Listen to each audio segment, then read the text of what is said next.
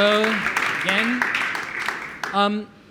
This is a town hall, which means that I'm going to be both interviewing everyone you see on stage and also coming to you more often for questions. So be ready as I incorporate you into this segment. I want to start by getting you all involved with one pretty simple question, and that's, you come from such different organizations. We have such an incredible diversity of media and perspectives on this stage. Can we just go down the line? Tell me where it is that you come from, your organization, and give me an example of the piece of media that you are most proud of producing most recently. What most typifies your media organization? Dee, we'll start with you. Hi, I'm Dee Hall. I'm the managing editor of the Wisconsin Center for Investigative Journalism. We're based at the UW-Madison, University of Wisconsin-Madison. So a story that would typify what we do, one of our guiding values is protect the vulnerable. And we did a story a couple of years ago that I think really gets to that point.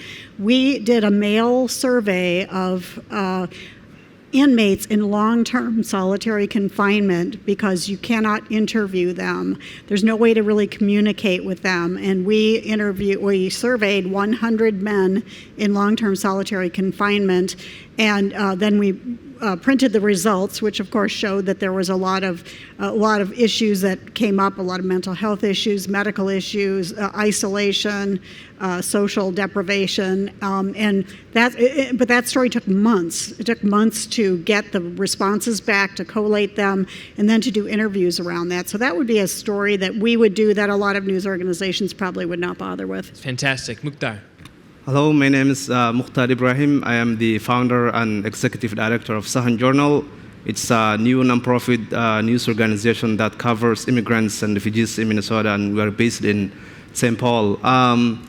We've been doing a lot of great work, and one story that we recently did, actually we published it today, is we had a local election in St. Paul last week, and for the first time in the history of St. Paul, there will be 3 council members out of the 7 council members in St. Paul who will be of Asian Americans.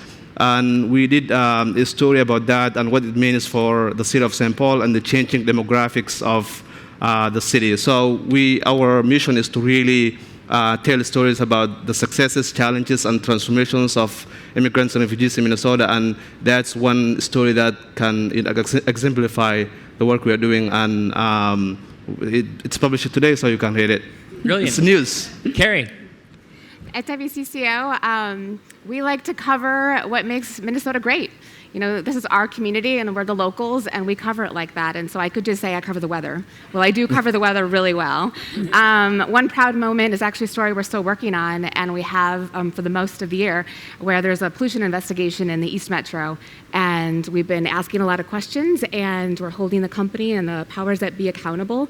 And thanks to our reporting, we've been able to really bring some answers to the community who are concerned about their health. There's a cancer-causing chemical that's been emitting for more than a decade. And so we definitely are holding the state and the locals accountable to make sure our community is safe. And that's making our community better at its very core. Thank you. And last but not least, Andrew. Hi, I'm Andy Wallmeyer. I'm the CEO and publisher of MinnPost, a 12-year-old nonprofit digital news startup. We exist to be the ultimate user's guide to Minnesota democracy and cover Minnesota politics and policy better than anybody else. And I think, an area of coverage, there have been a couple of proposed mining projects in northern Minnesota that have been very controversial, and even a couple of presidential candidates have weighed in on them. But they're very complicated topics, both to understand in their technicalities and in their political implications and debate for the state. I think we've had some really fine coverage of those policy issues, and I think if there's one thing that stood out to me, we had a great extended interview with the governor, moderate Democrat, first term. People didn't really know where he stood on some of these issues, and had a really good conversation with him that I think showed people where he was for the first time. That's great. So we have just an incredible diversity of perspectives portrayed up here. Kari, my first question is for you. You are from the area, then you moved to New York City, and then you moved back to the Twin Cities. I am in a somewhat similar position, only Washington, D.C. plays the role of the Twin Cities in that respect. Born in the D.C. area, moved to New York, then moved back to D.C.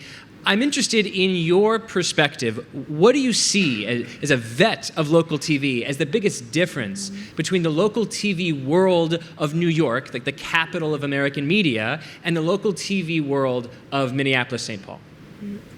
I think, I spent 12 years in New York City, so it was a long run, and I was at local news there. I think it's the first time I can kind of see people. Like I can hear and I see my people here. I know they're watching. I don't want to get into ratings, but the ratings are there. People here really care about their news and they hold the bar high for us. And not that New York, they weren't watching, they definitely were, but there's just so much media. You fight for their attention and it's tough to get it. And here I really feel like I have this invested following that holds me accountable.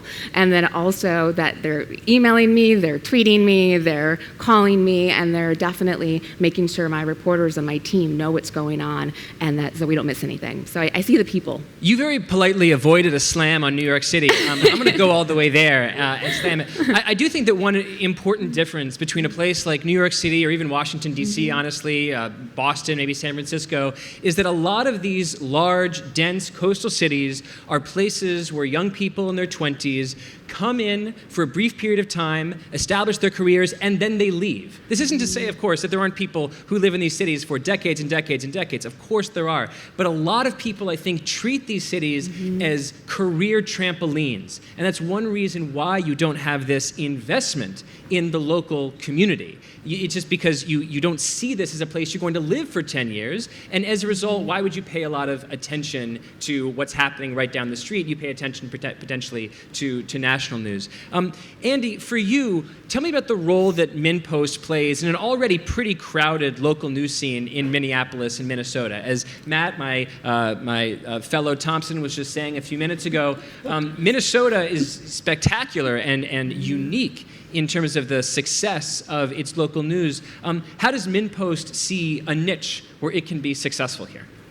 Well, I think the first thing to keep in mind is in the 12 years that MinnPost has been around, we've seen decline of employment in the U.S. newspaper industry by about 50%. Right? So even as we have organizations like the Star Tribune doing great work, we still have such a net reduction in capacity.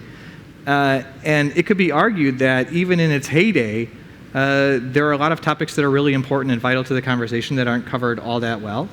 And so, as we think about it, we just have that laser beam niche on how is it that we're going to serve engaged citizens in making the decisions that they have to every day about whether, when, and how they engage in our civic conversation. And that's what we're here to do. We're not going to ever write a Vikings game story. I'm going to go to the Strip for that.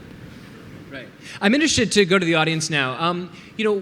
First of all, in general, if you have any question about something that we say, you're free to raise your hand. The question that I'm particularly interested in is, we used to do a thing at The Atlantic called media diets, where we'd ask people about what it is they do when they wake up in the morning. What do they read? What do they listen to? What do they watch? And I'm interested in having some people talk about their local news media diet. Tell me what it is that you depend on, that you love in terms of local news and media, that you essentially could not possibly do without.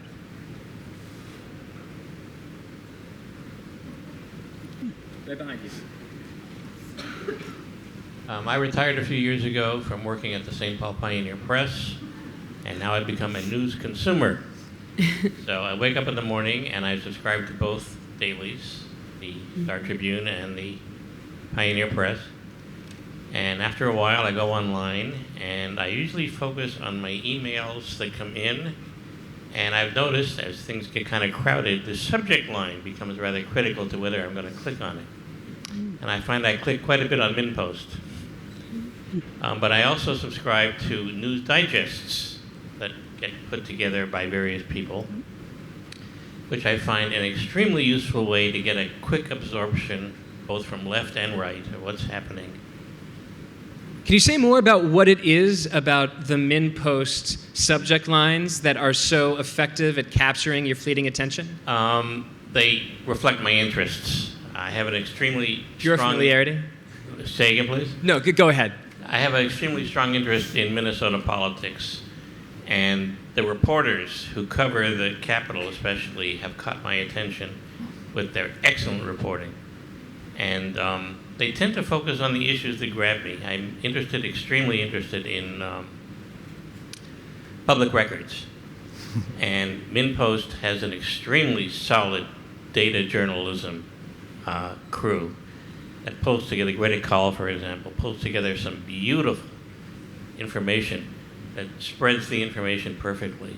And so I find myself focusing quite a bit on what MinnPost has to offer. Right. Tell me your name, sir. Al Davis. Al Davis. Al, a point that you brought up that I think is really important is that the media industry is so crowded that sometimes you're making judgments on what you're going to read or consume in a split second. That there are some parts of the information landscape that are just so super abundant, like everyone is covering the same story. Certainly today, there are probably hundreds and hundreds, maybe thousands of people in the country covering the impeachment trials, and the challenge of finding an original angle into that story is really difficult. There's a flip side to that challenge, I think, which isn't come up with the most original take on the story that everybody is covering, but rather just cover the story that nobody is covering. Dee, how do you and the Washington Center for Investigative Journalism or investigative reporting, think about finding the right story, finding that uncovered territory where you're not just one of 1,000, but you're one of one? Right, so that's like the media scrum where everybody's covering impeachment or everyone's covering this scandal, and we try to be where that scrum is not. And we do that not because we're special, although we are, but because that's being covered. So our goal is to increase the quality, quantity, and understanding of investigative journalism in Wisconsin.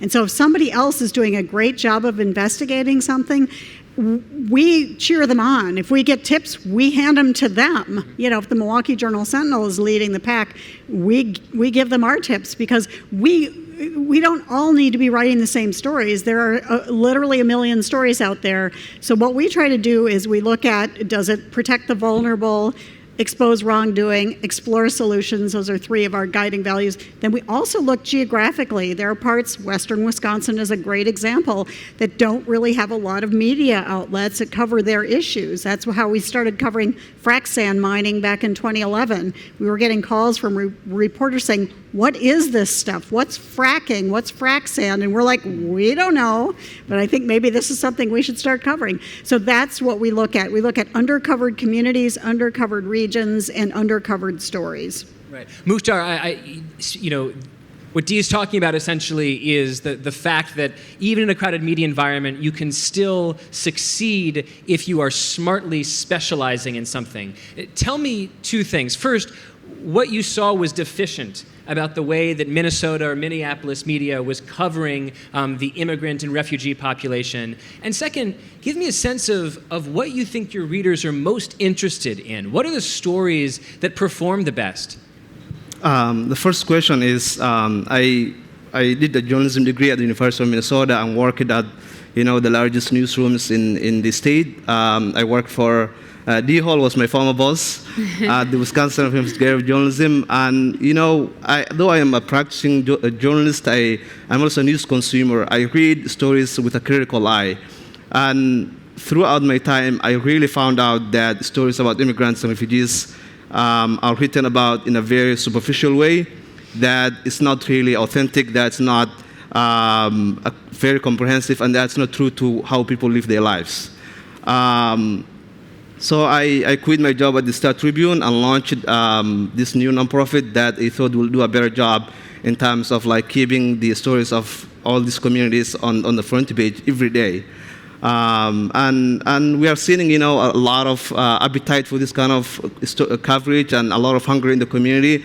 And we are just, filling a gap that hasn't been there. And we are seeing the reactions from our communities. I get a lot of calls, people giving us tips that we can't even keep up with what we are doing. I don't have full-time staff, but we just published 2 stories, and we're seeing a lot of hunger for what we are doing. But based on my experience working at traditional newsrooms, really inspired me to launch this and kind of bridge the gap that I have been seeing. And the stories about immigrants are really, we don't have any competition. We are really writing stories that are out there, that are open. And it's just a matter of reporters going to these communities, establishing trust and deep connections, and they will find really good stories. But that's not happening right now at the moment in the state. Yeah, I'm really glad you're talking about the gap, because journalists and media companies now have such extraordinary technology for measuring the success of stories that they publish. What we do not have is technology for measuring the potential success of stories that we don't publish. We cannot measure the gap. So I again want to turn to the audience, and I want you to give us a little bit of help here about the gaps that you see in coverage of the city, the state, or the country. If news is in the business of filling all the gaps, as you have done, where are the gaps that you see? Hi, I'm Anastasia. I'm the Executive Director for Common Cause Minnesota. So I first of all appreciate the trust relationships that I know I appreciate. On Twitter, it's one of the first things I do is follow a bunch of the reporters. But to your question, I think there's another layer to media, and that's grassroots ethnic media, which is something the gentleman, I think, was sort of broaching on when we talk about these gaps, right? As Common Cause, we find ourselves oftentimes being the bridge between policy and those that are impacted disparately or lifted unfairly by the power brokers, right? The arenas at the Capitol. Mm-hmm. Our experience has been a very frustrating one in that you have mainstream media that oftentimes superficially or viscerally reacts to a political situation or a political policy and doesn't delve into some of the meatier substances that a lot of our communities, whether they're communities of color or not, need to be able to engage within that space of democracy in an empowered manner. So I do appreciate the work that each of you are doing, and that would be my input on this disparity is, and even now, where are the grassroots ethnic medias being represented in the forum, with the exception of the gentleman? Great. Mm-hmm. Who else? I am open to the possibility that Minneapolis media is perfect.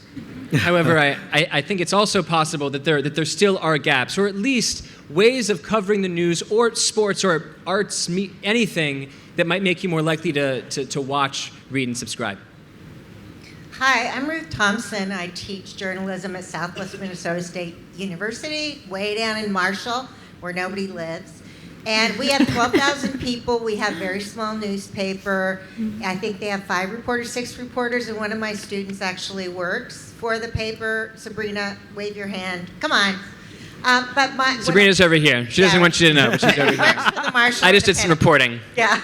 But what I think is really missing in the coverage is anything to do with the rural, as they sometimes say, greater Minnesota, outstate Minnesota. And you gave the example of the Washington Post reporter coming down to Worthington and covering this incredible bus driver who didn't want to drive around the kids, the refugee kids. So I'm wondering how you can do that. It's a long way out there and there's not a lot happening. And as a professor teaching journalism, I have sort of as service work written some stories for the local paper about like DACA recipients and stuff. The backlash is harsh. It's very harsh. So, if you guys came down, then you could leave. So one thing I could mention, one way that we are able to do some stories is through collaboration, and that's a change that we have seen in the news business. We collaborate with large news outlets, small ones, in big ways and small ways, because we can't do it alone. There are just, I think, 6 full-time people on our staff. We're bringing a 7th one on next week. But so we collaborate with all kinds of news organizations, and I think we're feeling a sense of I don't know if it's camaraderie or panic, maybe it's both, that we can't do it alone, and there are fewer reporters, and so we really need to leverage our talents and our information and our expertise with other news outlets that have other expertise to bring you the best stories we can. So we're not at each other's throat, 10 of us all covering the same story, trying to get that little edge on one story, but a lot of us coming together to tell stories. That's great. Before we turn back to the panel for the end of the session, I do want one more testimonial about gaps. We'll go right over here. Hi, my name is David, and I just retired from the Minnesota Humanities Center at the end of last year. But here's a gap that I feel quite strongly. I've worked a lot in the arts and cultural community, and a lot of the coverage of the arts and cultural community is still on the sort of, that was an interesting event, here's a great show, go see this gallery. The fact is that the arts economy in Minnesota is one of the largest economies. It's revitalizing urban areas, rural areas, small towns. It is an incredibly important part of the future of Minnesota. And to speak to, the gap in terms of the incredibly diversifying culture of the state, there are authors, playwrights, image makers, movie makers, music makers from multiple cultures. That coverage is very poor, or I should say thin right now. It's a vital part of the state. We're not paying enough attention to it. It's also very hopeful and very productive.